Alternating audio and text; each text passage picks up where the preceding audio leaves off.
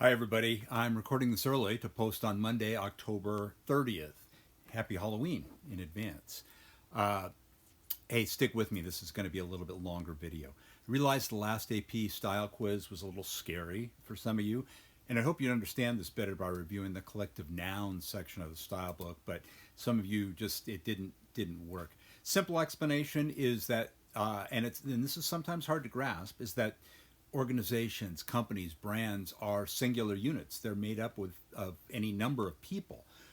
So when you're writing, you're referring to the unit, not to the people who make up the unit. And the same concept goes for words like committee, team, board of directors. So refer to those terms, those singular units, as it, not they or them. This week is huge, and we're going to make a big shift from the kind of writing that we've been doing where you send it out to the media or post it on your website to writing a PR plan. This is a very simplified version of a plan, and the point of this is to think strategically. Most of this piece will be done in outline form, but those still need to be complete sentences. This is a draft of what hopefully will be your organization that you choose for your project. And I've yet to hear from about half of you on what you want to do. So remember, I need to approve that organization as well as the event, program, project, issue, or campaign that you'll do on behalf of that organization. Just because you've written about it in some of your recent assignments doesn't mean that will necessarily work for your final project. So please email me with what you want to do so we can confirm that. And if you end up going forward without that, and I don't feel it's appropriate for this project, then it's going to slow you down and back you up, and it might lead you to coming back and seeing me again in the spring. You should be writing your PR plan draft for the organization and program that you'll use for your final project. That's not mandatory, but it's going to make the final project easier if you do, because inevitably the draft is something that people struggle with, but once we work through it and you're able to edit it and stuff, this is where the comprehension part comes in, and you'll be able to get it, understand it. PR plan is not due until November 12th, and so you have 2 weeks instead of one, and that gives me time after that to go over those, get those back to you, and you have plenty of time to work on it for your final project. Again, when you get them back, don't be discouraged, because the assignment tends to be one where people have to feel their way through and figure it out for the final version. Most of that is because students have trouble defining target publics or writing measurable objectives. And so I truly urge you to pay close attention to the notes and the PowerPoint, and then look at the examples. Otherwise, you're gonna have a tough time. The examples are absolutely the best way for you to get through any project, but you can learn by seeing what's been done and see the process.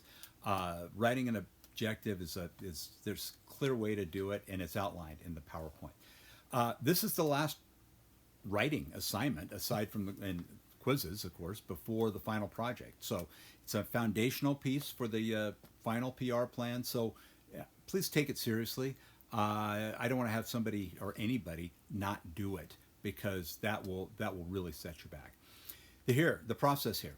Write an opening section that introduces your organization, and then the event, the project, the program, the issue, campaign that you're doing for that organization.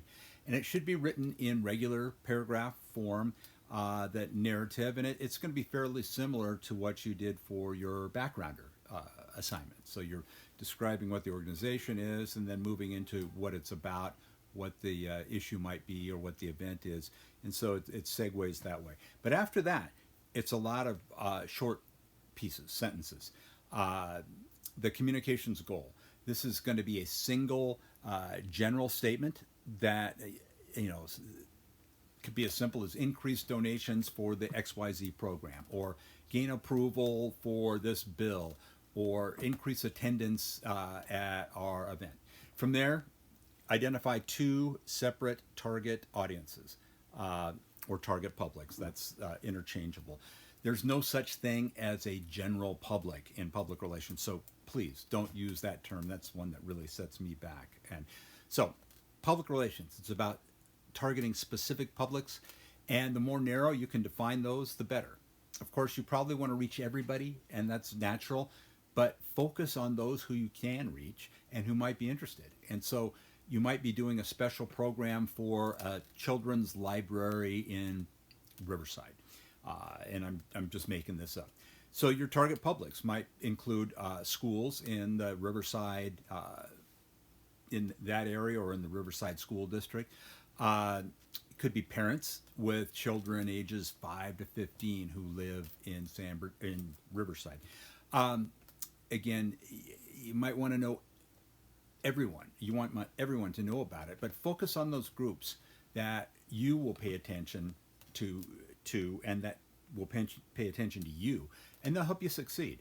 Again, the idea is it goes out by concentric circles. Focus on those, and they'll tell two friends, and they'll tell two friends, and so on. But you want to get the people who are interested, and those who are going to come or having a interest in donating, or whatever your goal is. For example, the target public could be a group such as college students in the Inland Empire.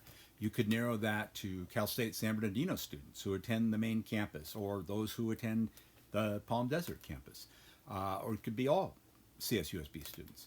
You could break it down further to something like based on their class standing, seniors, incoming freshmen, graduate students. It could be commuters. It could be those who live on campus. It could be members of Greek organizations. It could be communication majors.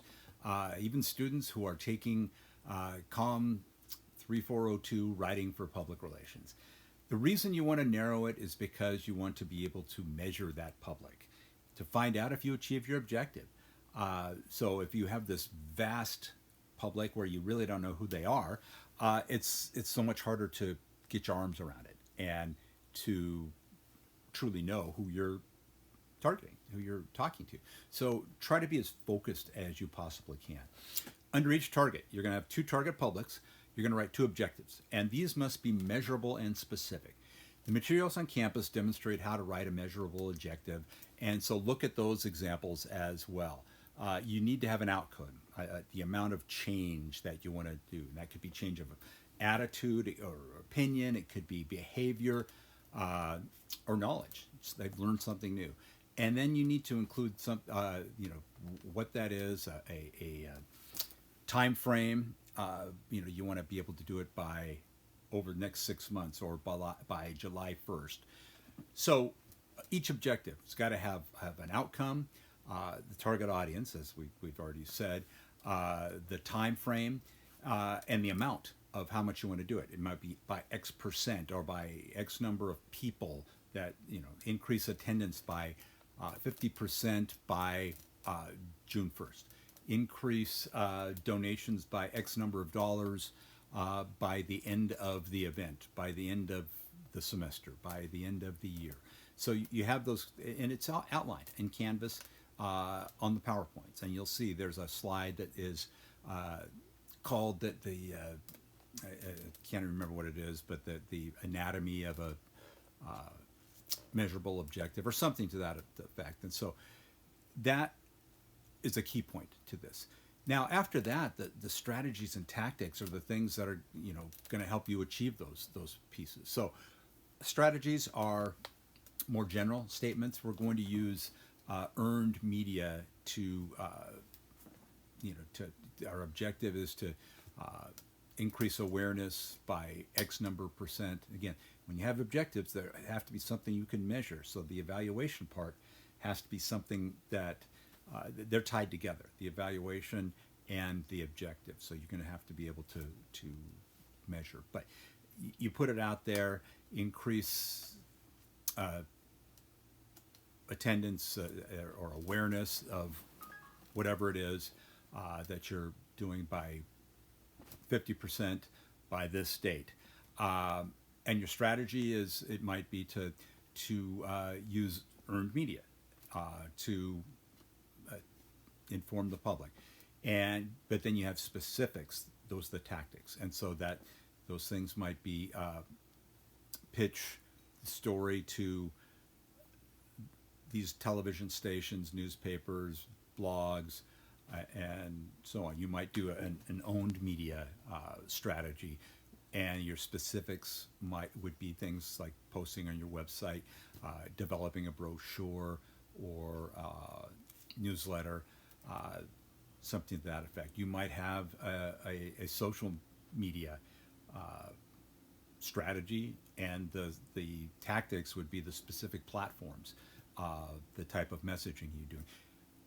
In a couple weeks, we get into social media a little bit deeper, and you can learn a little bit more how that can apply to a project like this. And one of your options for your media kit would be to, although you wouldn't put it actually in a real media kit, it's something you could do for this project, is a social media plan, which outlines, the platform, the type of messaging, your schedule, and so on. Again, samples on Canvas are the best way to learn and to understand how to do this. Again, so if you look at this upside down, the tactics are the actual specific things you're going to do. That you're sending out press releases, you're creating videos, you're doing whatever it is. They fall under a strategy, which is descriptive of all the things that fit that way. The strategies will help you achieve your objectives. If you look at your objective, what's our strategy to do so? Again, going backwards, those objectives are based on who your target publics are, and the target public is who is going to help you achieve that overall goal. Again, you have 2 weeks to work on this, but don't wait till the last minute. Start outlining your ideas now, and if you haven't confirmed with me what you want to do for your final project, please do so before you start digging too deep into this PR plan draft project. That's it. I know it's a lot, and I've got a lot more, but look at all the material, please. Don't be afraid to email me if you have questions, you want to chat over Zoom. I'm happy to meet with you one-on-one, and that always is helpful. And as we get closer and you start putting the project together, I hope you really will schedule one-on-one meetings, because it's basically me walking through it before you do the final project, and I can offer so many tips and pointers, and we can brainstorm, and I love doing that as well. Again, that's it for now. I hope you have a great Halloween, and I will talk to you soon.